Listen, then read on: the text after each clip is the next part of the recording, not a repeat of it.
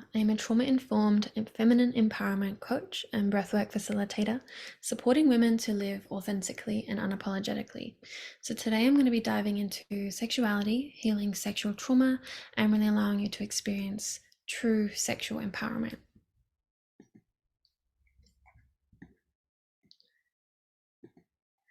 So just a little bit about me. In my early years of life, I was struggling with depression, anxiety, chronic people pleasing, sexuality shame, and the inability to express myself. And this really affected all of my relationships, but specifically what I'm going to be diving in today is with intimate partners and sexuality.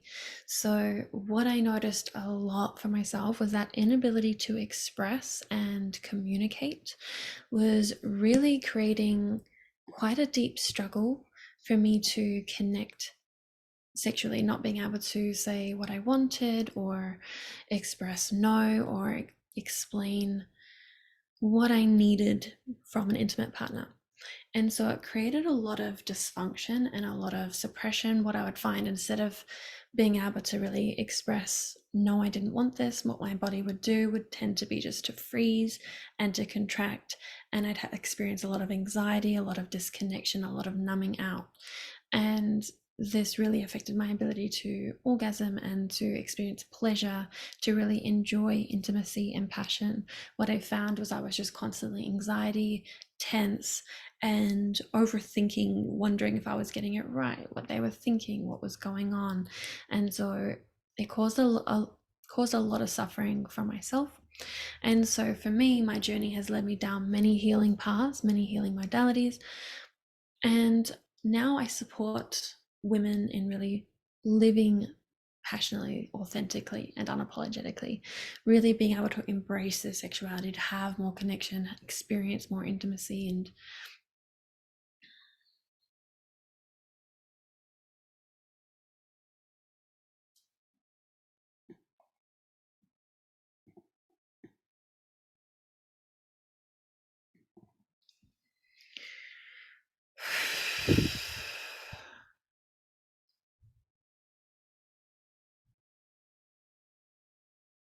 so in my early years of life,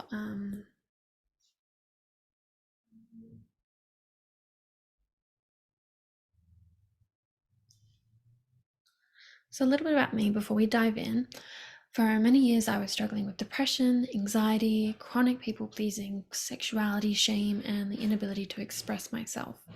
And so this really affected my ability to connect with intimate partners and really to honor my no's, to honor my yes, to really even know what I desired and be able to express that. And so what I found was a lot of the time I was quite anxious and I'd be really in my head when connecting with a partner. And so I was really disconnected from my body. And when I was not really resonating with what was happening, instead of being able to really express and ask for what I wanted, my body would freeze up, my throat would completely constrict, and I would experience all this tension in my body. And I would just be like really stuck in my head about it, but almost frozen, that frozen feeling. And it really caused a lot of suffering, a lot of dysfunction in my connection to self, my connection to sexuality, and my connection to partners at the time. And so my journey has led me down many paths and healing modalities. And now I share what I've learned. And I've had some really, really incredible shifts and transformations for my own sexual traumas, for my ability to really connect sexually and be more present, be in my body, and my ability to experience orgasm. And now I'm supporting many women to do exactly this, to live passionately, authentically, and unapologetically, to really feel empowered in their sexuality, in their ability to connect and express, to ask for what they need, to set boundaries, to say no. And so that's been a really big part of my journey, is finding my voice and my ability to express myself.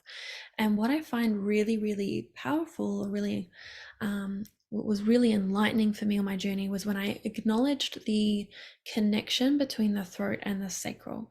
So the throat is all about our ability to express, but also our ability to listen and attune to others. But then the sacral is like our sexuality, our sensuality, our creativity. And so these areas are really deeply connected. And so you'll often find if one is shut down, the other is shut down as well. And this was really true for me. So the most noticeable thing for me was my throat, because anytime I was connecting intimately with someone, my throat would completely seize up and constrict. What I didn't realize was that I was completely numb in my sacral center, in my root center. So, all my sexual organs just being completely disconnected from my body and not really being able to feel much there. And that was a protection for me of just completely numbing out, and being able to disassociate was protecting me from further pain. And so I've done a lot of trauma work over the years, and I have supported thousands of people in person and online, supporting them to heal and integrate this trauma so that they can really experience deep inner peace, connection to their body, presence, and really live a life of empowerment and fulfillment. So, another piece for me was what I shared in a previous podcast episode on my podcast, The Good Girl Unleashed. I shared about the resistance to joy and pleasure. And so many of us, as a way of protection, will actually push away or suppress joy for a variety of reasons. So I will link that episode if you want to go and listen to that one. And it goes into more in depth around why we actually push away joy and pleasure. And a lot of this is really linked to feeling unsafe. We don't feel safe in our body. We don't feel safe in the world.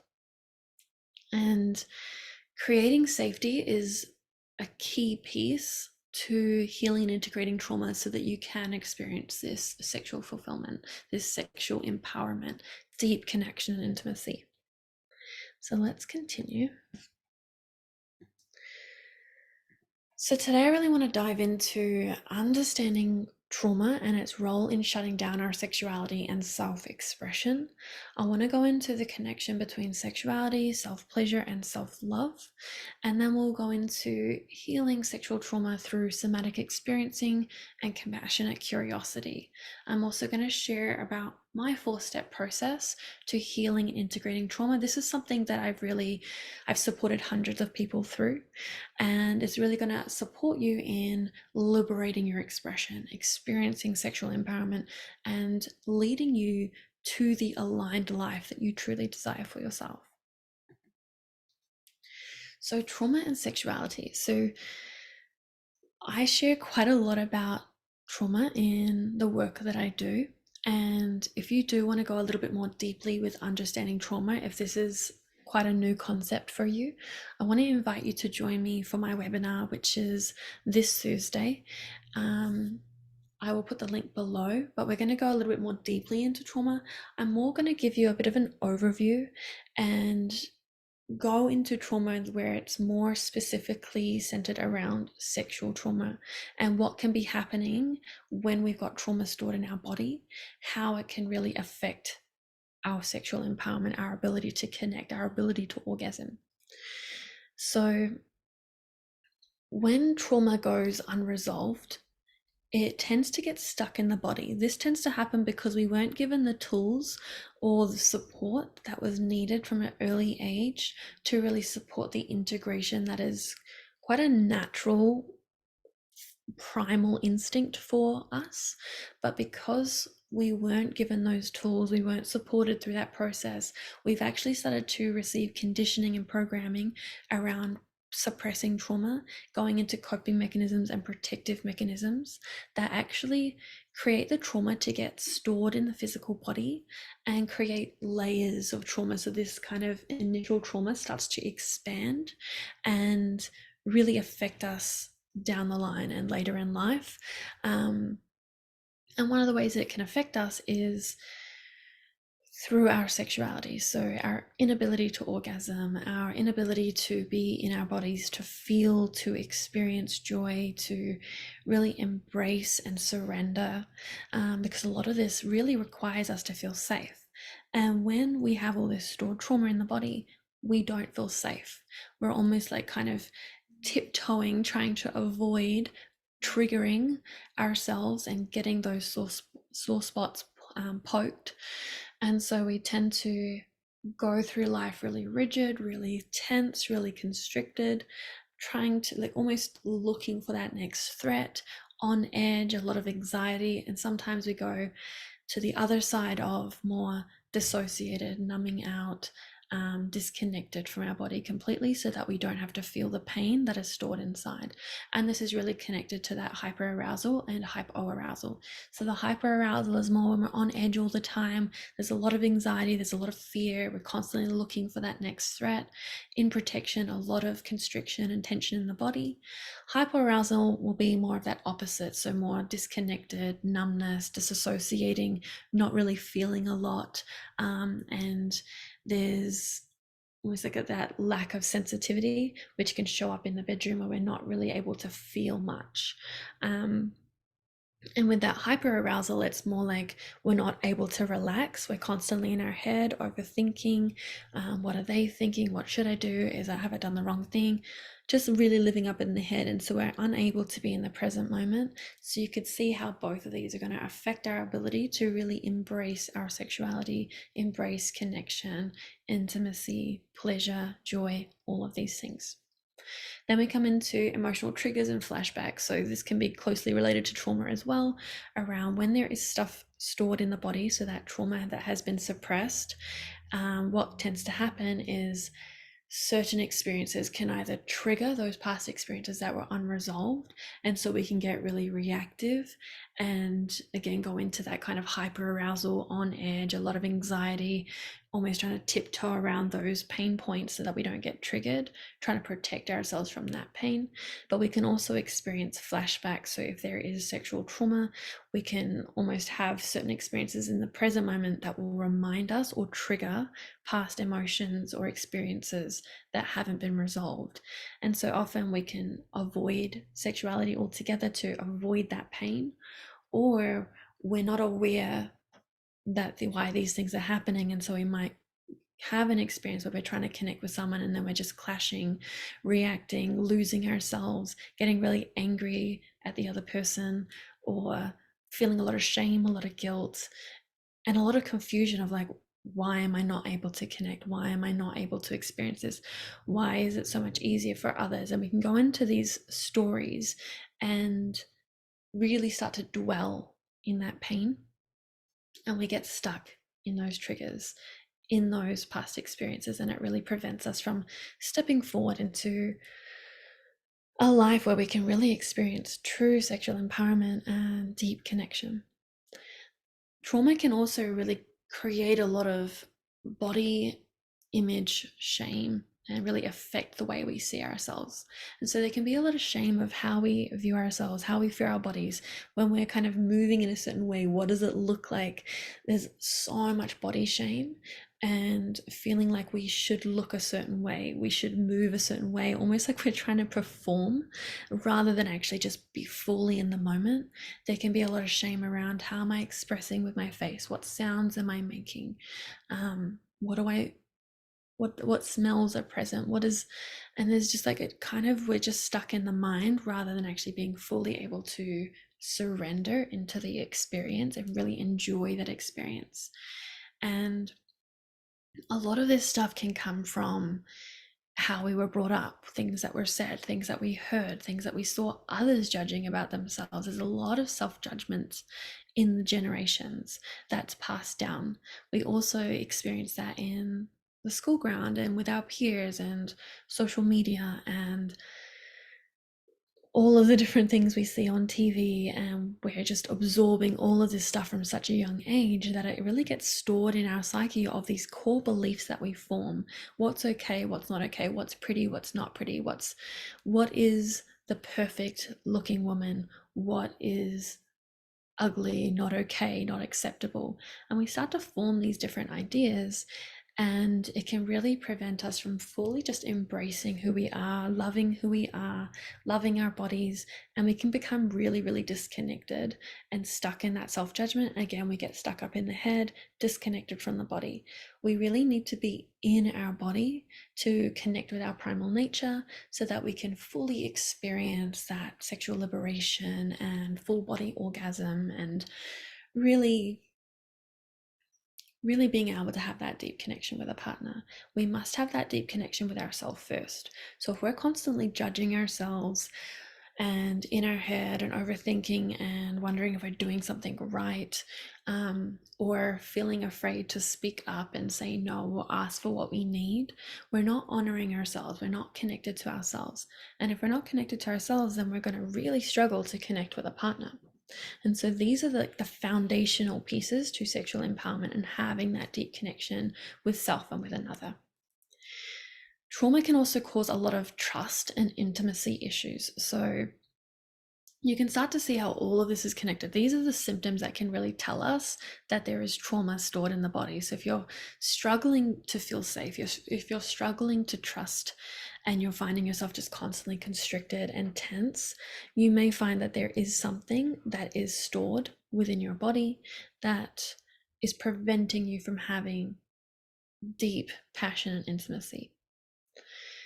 You may also find that there's these resistance to being controlled, or needing to feeling like you need to be in the control a lot of the time as well. So if you find that you constantly are needing to be in control, it's going to be really challenging for you to surrender into the moment, to surrender into your body. And this links into trust. We need to be able to trust ourselves and trust our partner. But if we've got trauma from the past that hasn't been resolved, that creates I'm not safe. That creates I've been hurt before. I can't trust. I can't trust myself because I wasn't able to protect myself in the past, or I wasn't able to protect someone else, or it's just these beliefs and these ideas and these stories that were passed down from generations past. And that links into my final piece, is these negative beliefs that we have stored.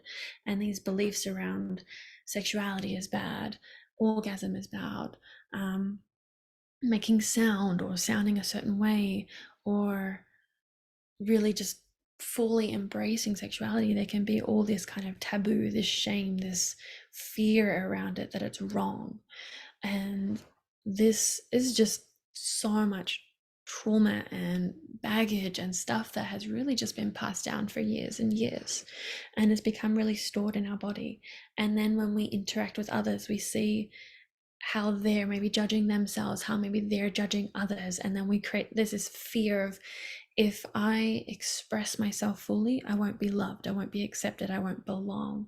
Being tribal beings, we deeply crave this connection, this belonging. We deeply crave community.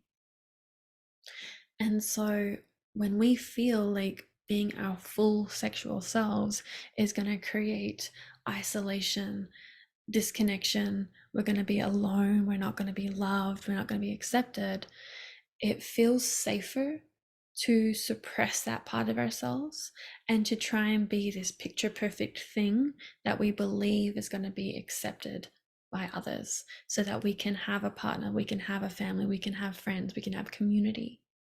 And there's this fear of, if I fully let myself out and be expressed and be seen, I might not be accepted, and that pain is too much that I just can't bear it.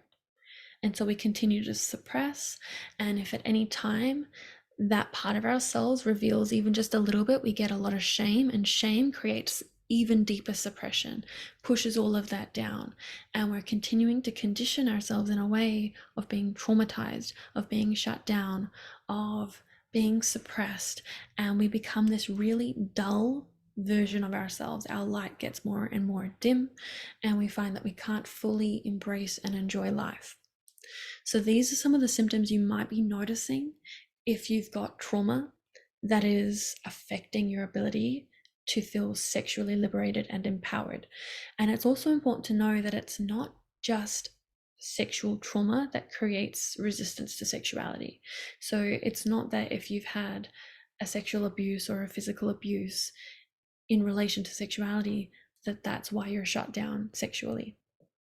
Sometimes it can actually go the opposite way, where we've experienced a sexual abuse and we've actually kind of shut that down or put that away, and we've become over sexualized, and we're not in our authentic sexual expression.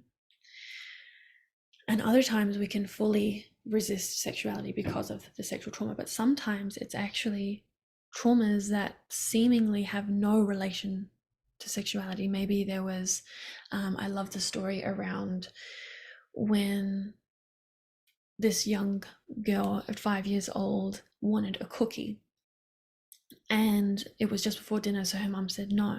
She really wanted this cookie, so she started to get really angry and demand this cookie. And then her mum doesn't deal with anger very well because there's a lot of anger in her household growing up. And so she completely just goes into a trigger trauma response and just yells at her child and says something like, good little girls don't get angry. And so the way that her 5-year-old perceives that is not that good little girls don't get angry, but actually that angry girls don't get loved. And so this actually starts to suppress her anger. And this can actually start to become a block to sexuality, because now we're spending a lot of energy holding down that emotion, and we're not allowing ourselves to be fully ourselves, fully expressed. And so something like that, which doesn't maybe seem traumatic, but it actually can very well be traumatic, because what's happened is it's like, well, if I express my anger, I'm not going to be loved, and now I'm not able to be my full self if I want to get that love, and I want to be taken care of, and I want to feel safe and all these things. So that's actually what trauma is when it's really what happens inside of us rather than the external experience. It's what's happening inside. It creates this disconnection from our authentic self, and we don't feel safe to be fully ourselves. We don't feel safe to express. And so if we're not feeling safe to express our anger, maybe we're also not feeling safe to fully express excitement and pleasure and joy. Another example is when we're a young child, we tend to start exploring by putting lots of different things in our mouth. This is our becomes our pleasure center, and it's like we try everything, we taste everything, we feel the texture in our mouth. We're so connected to our sensations. But when we're putting all these different things in our mouth, some of them aren't safe, like rocks or dirt or whatever it is, something that's fallen on the floor. And so sometimes we get the conditioning of like a parent saying, oh, yucky, don't do that, get that out, stop that. And so it's like we start to receive the message of my joy, my pleasure is yucky, is dirty, is wrong. And then that links into later in life of now our pleasure, our joy, our sexuality is wrong. Because when I experienced joy, I got told off. I had an angry, worried parent like running at me in fear in those big eyes, and ripping whatever was giving me pleasure out of my mouth. And that now gives me the message that there's something wrong with experiencing pleasure and joy. Because when you're in that stage, you're still developing, you're still trying to understand the world and figure things out. You're absorbing all of these messages, which creates your core beliefs.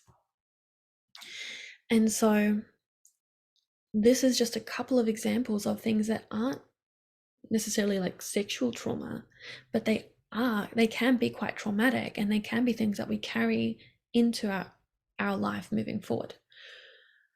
And this can create that resistance to our sexuality, resistance to pleasure, resistance to orgasm, and fully being authentically ourselves, expressing unapologetically, expressing passionately, experiencing intimacy and deep connection.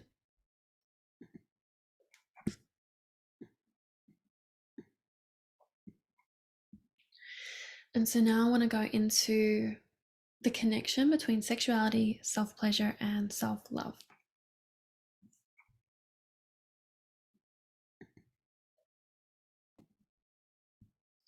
So, a lot of my work is around supporting women to cultivate deep self love and self worth. And so, self pleasure is a way of cultivating self love, of really taking back our power, taking back our ability to experience pleasure and joy and the fullness of life, to really allow ourselves to fully express so that we can experience sexual empowerment. And so, what we can find when we start to really explore self pleasure and self love and start to cultivate that within ourselves, we actually start to reclaim personal agency. So, our personal power, really having or really being able to cultivate and feel that fulfillment, that self love, that self acceptance within ourselves, rather than seeking that external validation of trying to find someone else that can really give us that self love and acceptance. So often we're trying to find someone else to validate us and to say that we're worthy and to say that we deserve this and it's okay. But until we give that to ourselves, it doesn't matter what anyone says or does, we're never going to fully feel it and believe it. It needs to come from within.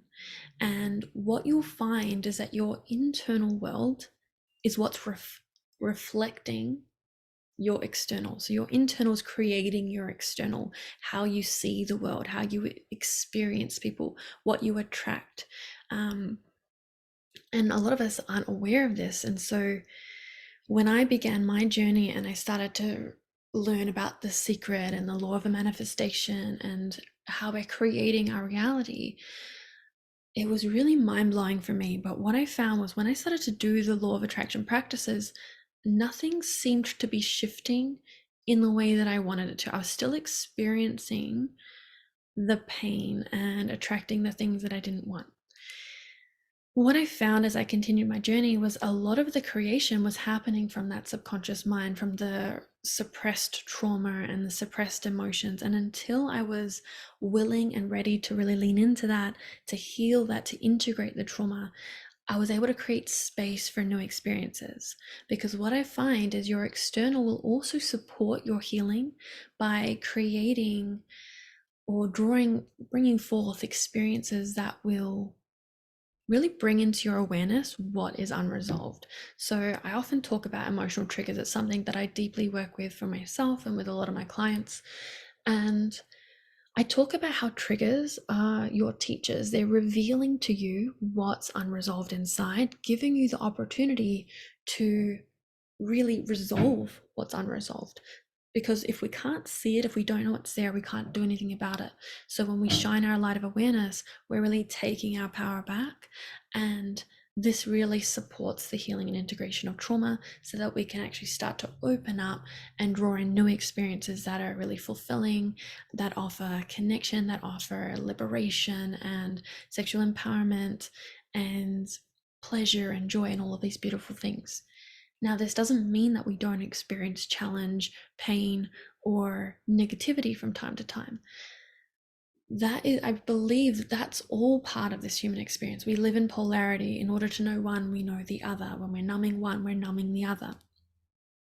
So, what I have found by allowing myself to start opening to embracing all of me, all of my emotions, I've experienced true freedom and I've been able to experience a lot more pleasure and joy in life. I've been able to connect more intimately and sexually with myself and with my partner. And other things that can come from this is when we start to really embrace self-pleasure and self-love is body positivity. So we noticed one of the trauma symptoms in the previous slide was talking about body image and body shame and a lot of self-judgment. We tend to live up in the head. So when we come into our self-pleasure and self-love practice, we start to experience body positivity and acceptance. So a lot more self-love, a lot more self-acceptance. We really start to be able to look in the mirror and really see the beauty in ourselves. We experience a lot more inner peace. That anxiety starts to dissipate because we're in that acceptance of self. And when we're accepting and loving ourselves, we start to see and experience that from others as well. So either the people around us, we start to see how much they love and accept us and how much they've always loved and accepted us, but we couldn't see it before. We start to experience that now. We also find that we become more magnetic for more people, more experiences, more opportunities that reflect self-love and acceptance or reflect love, meaning that others are able to, or we're able to receive love and acceptance from others. We're also able to experience more self exploration and awareness. So we mentioned in the previous slide around the trauma causing a lot of living up in the headspace. And so that disconnection from the body, disconnection from our sensations, from our emotions, from our ability to surrender, to really be in the present moment. And so when we start to do these practices, start to do this inner work and cultivate self-love, what you'll find is that you're able to more freely explore yourself, explore your emotions, your mind, your thoughts, your experiences, your awareness, and to really be able to come into a space of curiosity and inquisitiveness, self-inquiry. And through that self-inquiry practice, we're really able to notice what's deeply embedded within us, which takes us into deeper layers of healing and integration, where that will take us into deeper levels of connection, love, acceptance, bliss, all of these beautiful things. And so we have to take this one step at a time. It's not about taking leaps and bounds, but actually baby steps, one step at a time. But what I find is when we start to really take those next steps of self-love and explore with self-pleasure, and that doesn't mean just sexual self-pleasure, but other ways that we experience pleasure and joy, then we come into expanded awareness. We start to really widen our window of tolerance, our ability to be with emotion and to be with curiosity of like, oh, this story is coming up for me. Oh, this belief is coming up for me. Oh, I'm getting triggered. What's here for me? We start to be able to ask really deep, powerful questions that can really allow us to take our power back, but from a space of like openness and surrender and curiosity, rather than like I'm in control. That's not what I mean by being in your power. What I mean by being in your power is really being able to step back and become the observer and hold space for yourself. It also facilitates emotional healing and self-compassion. So again, bringing in just different ways, even if it's a small way of showing yourself some love, some kindness, compassion, is really going to facilitate that healing of any trauma, any wound, any belief that might be preventing you from experiencing sexual empowerment. You'll also notice stress reduction, anxiety dissipating, and a lot of deep relaxation and inner peace. So you can just start to see how much is really available to you when you start to walk this path and start to do this work. You'll also notice that your communication starts to shift, your ability to set boundaries shifts. And when we can communicate more clearly and really set boundaries, we're able to really experience deeper connection within our relationships. And this isn't just in relation to our intimate partners or those that we're connecting with sexually or intimately, but it also shifts the way that we interact with our friends, our family, our children, our co-workers. And people start to experience you in a different way. They feel your energy shift. They feel that you're more open. They start to, like I mentioned, to really, we start to attract beautiful people into our life, beautiful experiences, because they can feel that authenticity. They can feel that clear communication. And recently I did a series around boundaries, and I shared a lot of information. You can actually go and look on my podcast at some of the previous episodes around boundaries, how setting boundaries actually allows for deeper connection within your relationships, because it really reduces the conflict, because people know where they stand with you. They know what's okay. They're not in this space of guessing of, if I do this, is it going to trigger you? If I don't do this, is it going to trigger you? There is more awareness and clarity around what your needs are, what your boundaries are, what is okay, what's not okay. Because often we are tending to expect people to know, or expect them to read our mind or our body language. I know for me, for a long time, I would get, rather than expressing in the bedroom that something wasn't okay for me, I would just completely tense up, and I would almost like have this frown on my face, and I wouldn't make any sound. And I'm like, surely they should be able to tell that something's not right. And that was not the case. I had to find my voice to really express and say, hey, that's not okay. Or, hey, maybe try this, or this is what I want, this is what I desire. And this is a continuous journey for me of expanding that ability to express and to ask for what I need. But you can see, even just by taking those steps, it does shift and ripple out into other areas of your life. So you might be starting with self love and carving out some time, like 5 minutes a day for yourself, to meditate or have a bath or say your affirmations or journal, whatever it is. It doesn't have to be, like I said, a sexual self pleasure practice to begin with, but taking those baby steps of cultivating self love, of acceptance, of expressing kindness and compassion to yourself. Maybe it's when you get triggered, we take 5 minutes to sit with that and really tune into what is coming up for me, what is here for me, how can I have more compassion for myself. Just taking that time for you will dramatically and significantly shift how you show up for yourself, how you show up in your relationships, and down the line, how you show up sexually.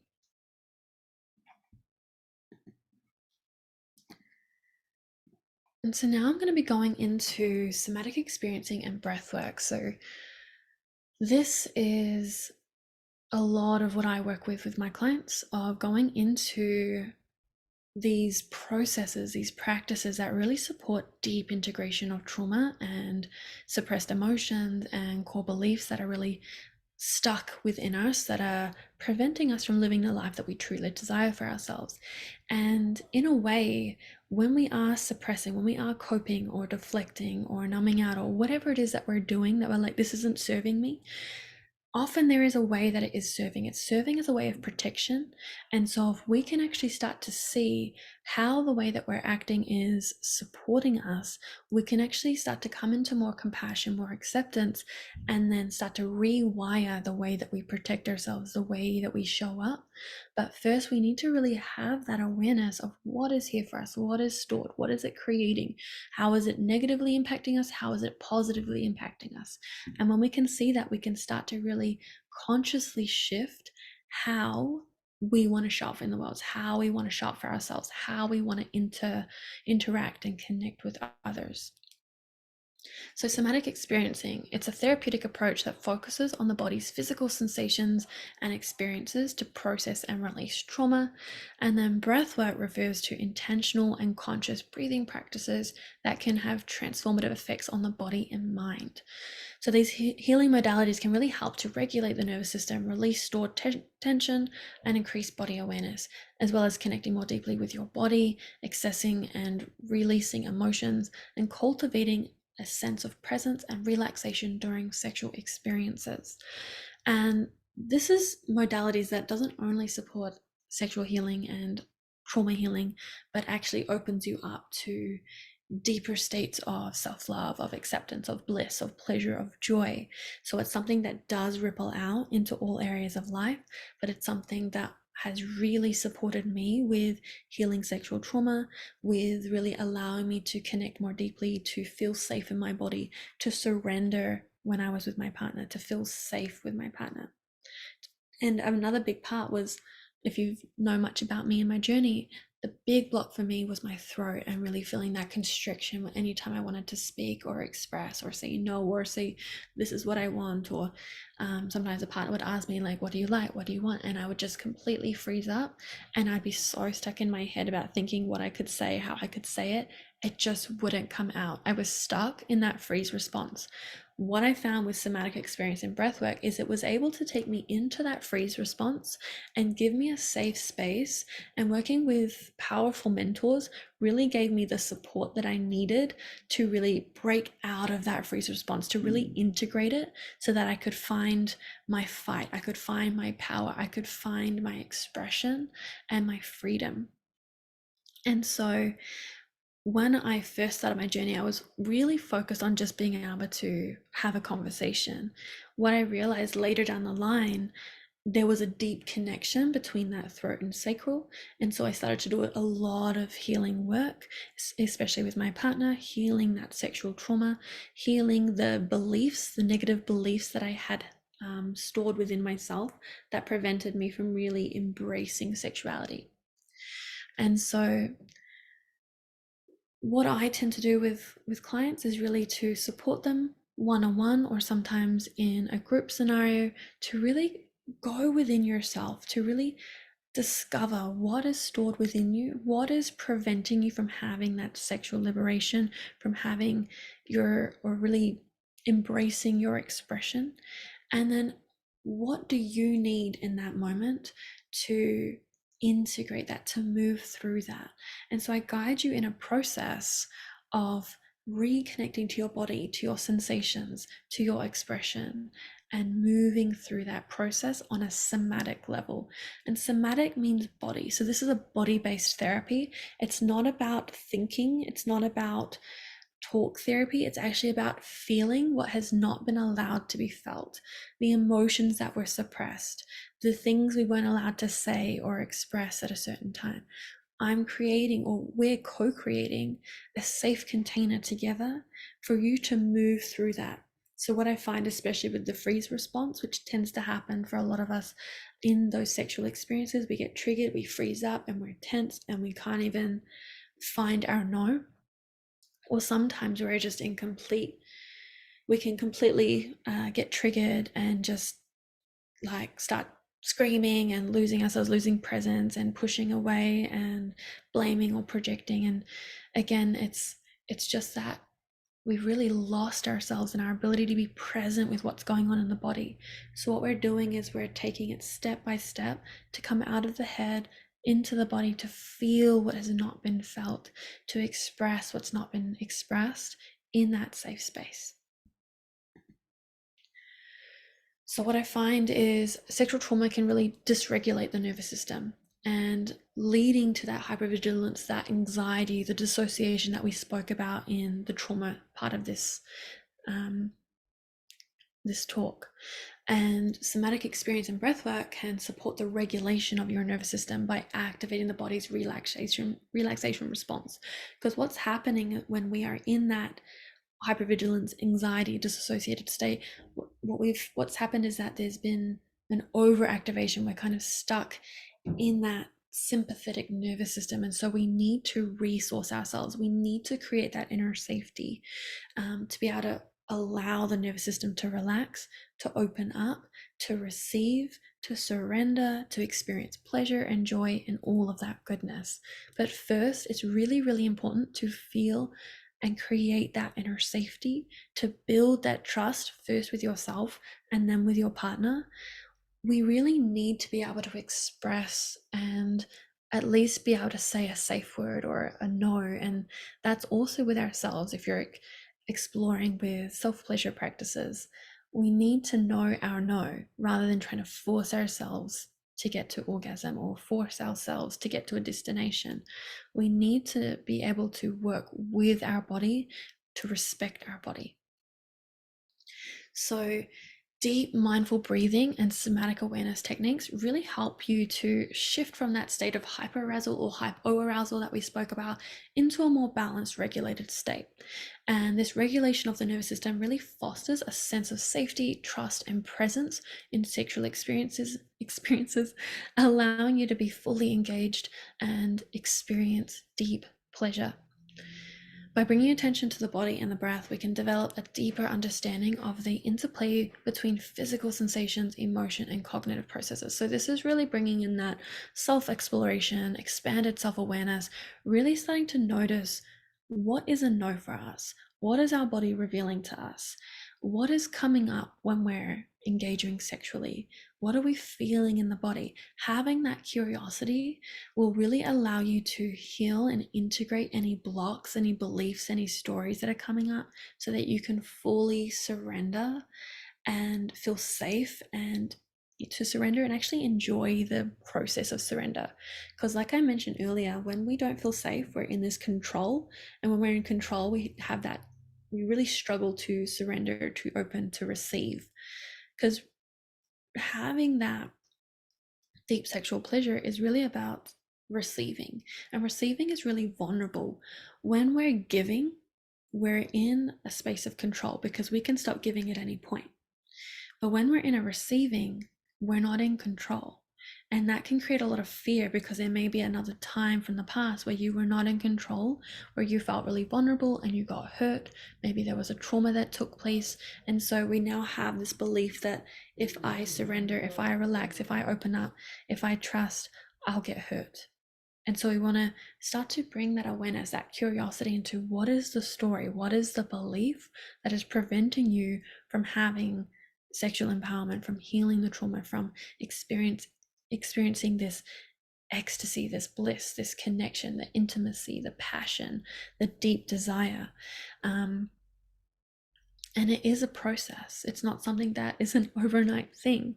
And this is what I support people with, because it's something that I was supported with, because I had a lot of challenge with this. I had a lot of blocks, a lot of resistance, a lot of stories.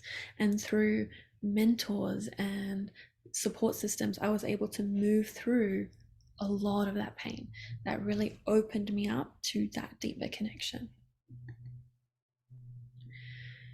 And so moving into self-compassion, curiosity, and self-inquiry. So I've really been weaving this in all through this conversation, because this is really what starts to open us up one step at a time. I find a lot of the time on the healing journey, we're trying to dive deep way too soon, trying to get shit out of the way, trying to get rid of things, because we want to get to the destination much quicker. We want to get away from the pain and get to the desired destination. But often when we dive too deep, too fast, that can actually be re-traumatizing, because really that's what trauma was or is in the first place. It was too much too soon. Our nervous system became overwhelmed. We didn't have the tools or the support to be with it. It happened too fast. It was overwhelming. We got triggered and we lost ourselves, and we found ways to cope and protect. So what we're doing now is we're building strong foundations with self. So we need to rebuild our relationship to self. We need a lot of self-compassion, a lot of curiosity and self-inquiry to take those baby steps that will actually create long-lasting change.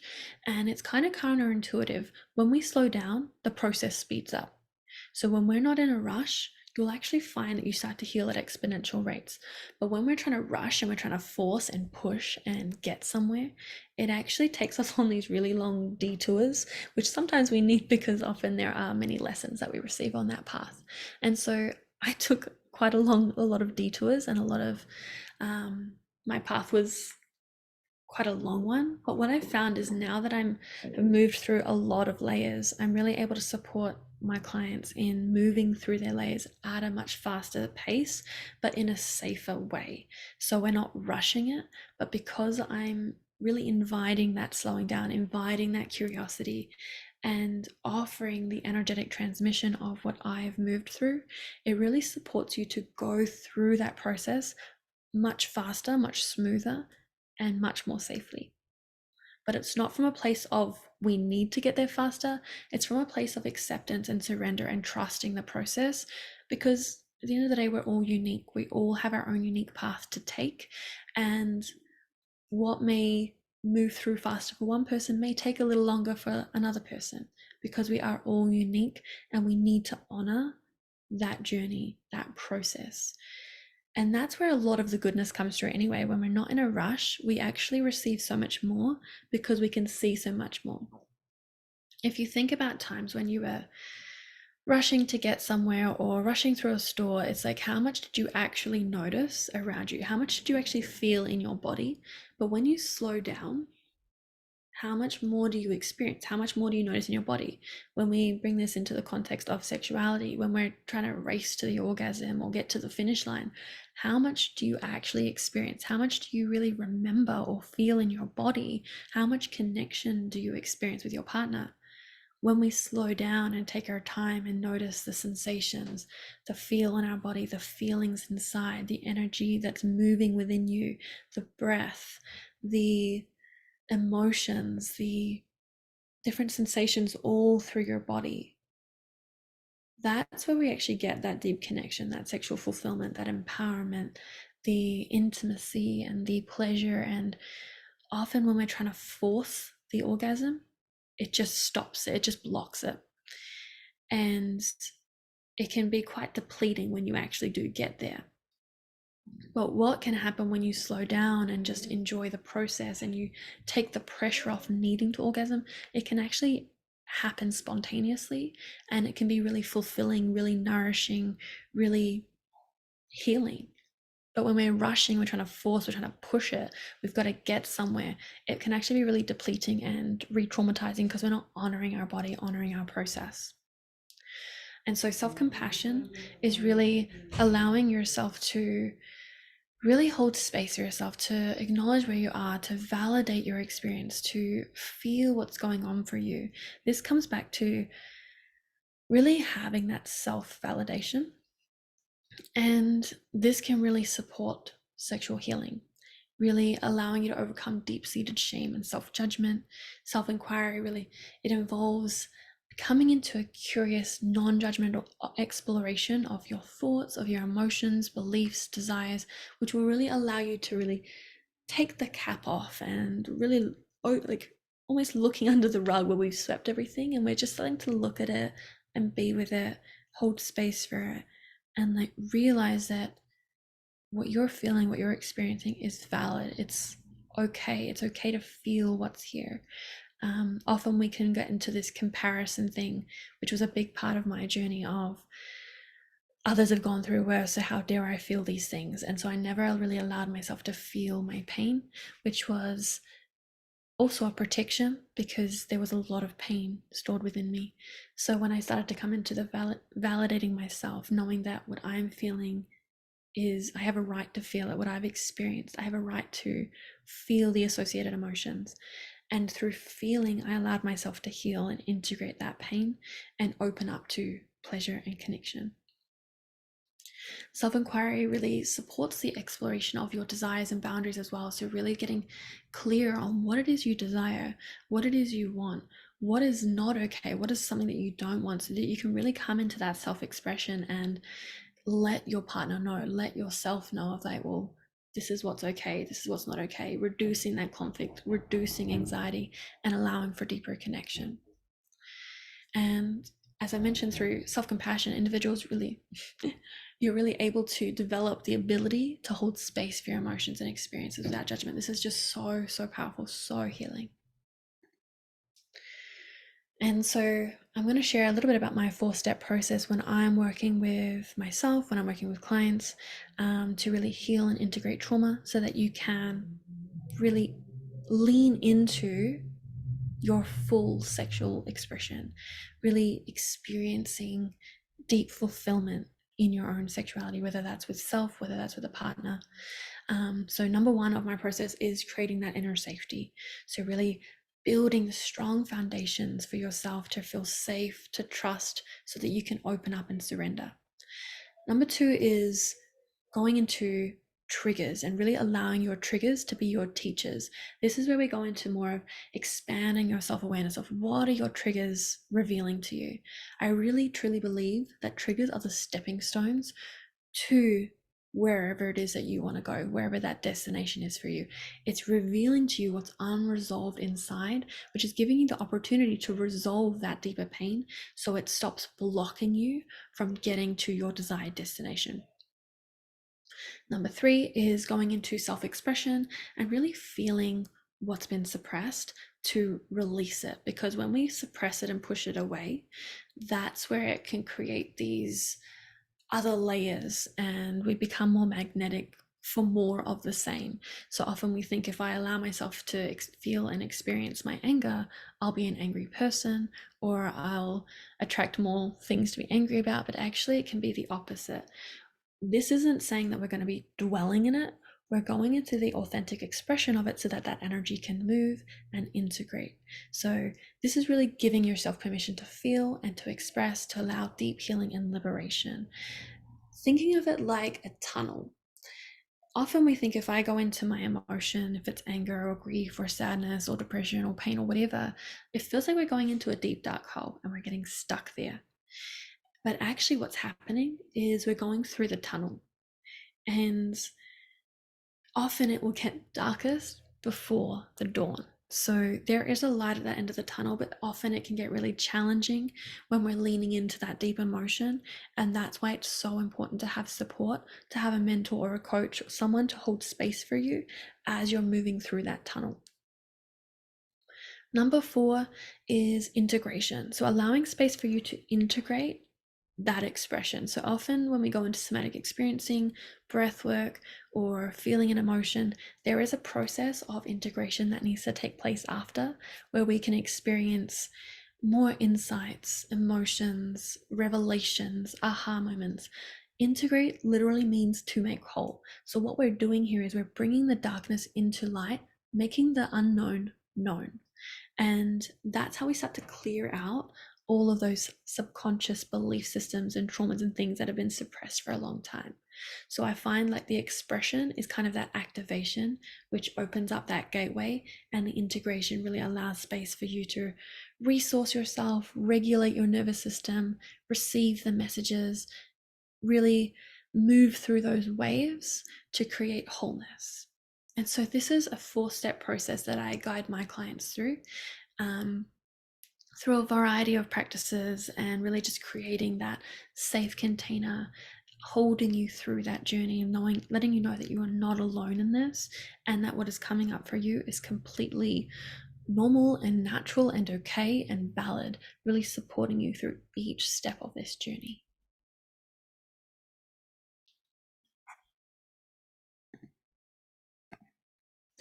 And so now I'm going to guide you through a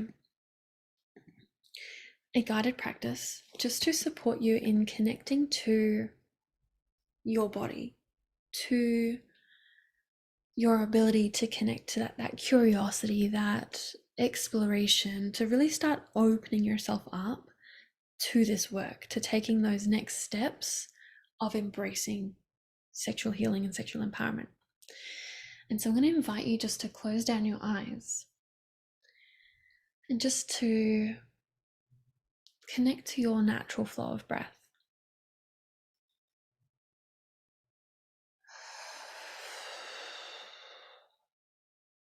And so I've shared a lot in this conversation around sexuality, around sexual trauma, around really embracing your sexuality in full expression, your authentic expression.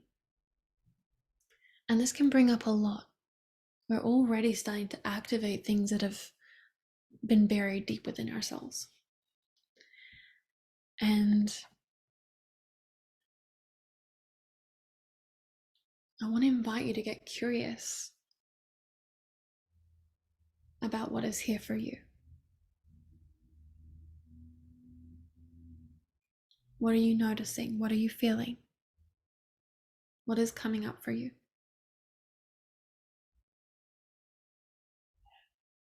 Any physical sensations, any thoughts, any emotions, anything that's like, wow, that's me. I so resonate with that. I'm experiencing that challenge, or yes, this is what I want, or this is what I'm working on. What's been resonating for you as I've been sharing this conversation?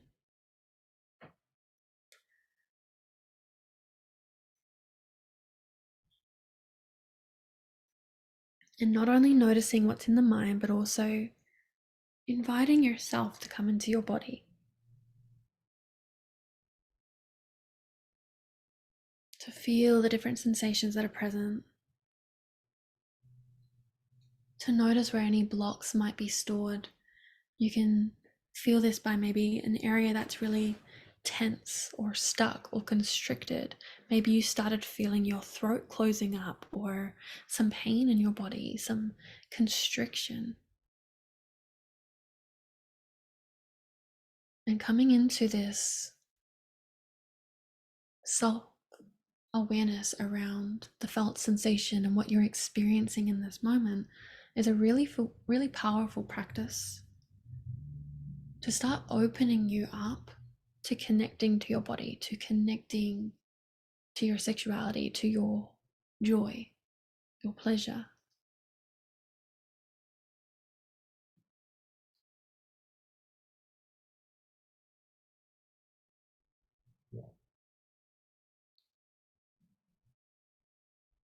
I'm just going to take a few moments here to really be with what's here, staying with your breath to keep you in the present moment. So if you notice yourself drifting off, disassociating, just bringing yourself back to your breath and back to what you're noticing in the body. If there's a feeling of being triggered, or if there's overwhelm or emotions coming up, just letting yourself know that that's okay, that they're welcome, that you're safe to feel this. And if you don't feel safe to feel it, acknowledging that, acknowledging I don't feel safe in this moment. What do I need to feel safe? Maybe you aren't sure, and that's okay too. This practice is really more of an exploration. It's not about getting it right or getting all the answers, but more opening up to that curiosity, that exploration, that being okay with we don't have all the answers in every moment. And this can just help us to have a bit more of relief in the body, a bit more acceptance, a bit more okayness. And it can really open you up to receiving guidance, receiving the messages. It can also guide you to wherever you need to go, whoever you need to connect with, that will support you in getting the answers that you need. But first, we need to open up to that. And the way that we open up to that is by breathing, is by coming into the present, noticing what's here, feeling what's here. Because it's through shining your light of awareness where you reclaim your power and you open up to guidance. So we'll just take a few more breaths here.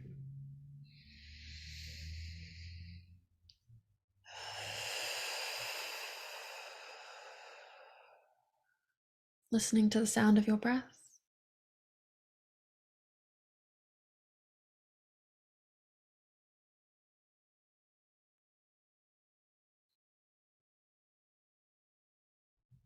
And we'll close this with an invitation to either come into an openness to guidance or a declaration of I am safe to feel, or I am open to healing. I am open to experiencing pleasure. So I'm going to invite you to either connect to an affirmation that feels resonant for you with your desire. Something like I am open to experiencing sexual pleasure. I am open to experiencing deeper connection. Whatever resonates for you. Or if you are wanting more guidance, more support, it could be something like I'm open to receiving support on this journey. I am open to connecting with a mentor, with community, with others that can support me on this journey. Or I am open to receiving divine guidance. So it's finding that affirmation that can really support you on this journey. What I found for me in the beginning of my journey, I was kind of trying to jump to the destination with my affirmations, thinking that if I were to say, I am worthy, I am worthy, I am worthy, I would be worthy. But it was contradicting my core beliefs. And so when I started to shift the affirmation of I am open to discovering my worthiness, I am open to receiving support to heal the wounds that are blocking me from my innate worthiness. This actually really supported me on my journey to deeper healing, to experiencing that desire, to feeling safe to let someone in to support me.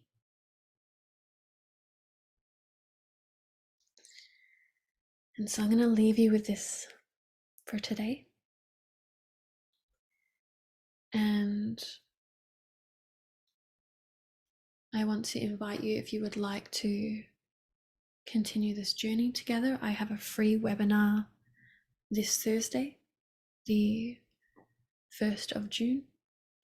I'm going to put the information and the link to register below, and this is where we'll go a little bit more deeply into understanding trauma and coming into self-expression, so really liberating your self-expression, reclaiming your power. And we'll go a little more deeply into my 4-step process, so a bit more guidance around how to really implement that 4-step process. I am so grateful to be here with you today, to support you on your journey, to share some pieces of wisdom that I've received on my journey.